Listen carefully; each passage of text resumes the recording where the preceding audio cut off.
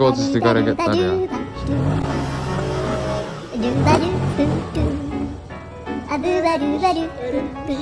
Kes lan, her zaman biliyorduk. Eğitim vereceğim artık. Bildin mi? Bakalım, aynen bilmiş.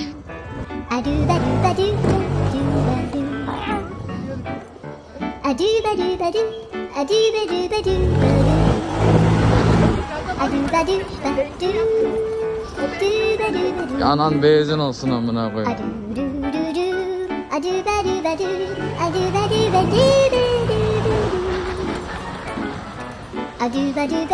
Evet arkadaşlar, kardeşim çok korkuyor. Neymiş, çok hızlı motor kullanıyormuşum. Siktir lan.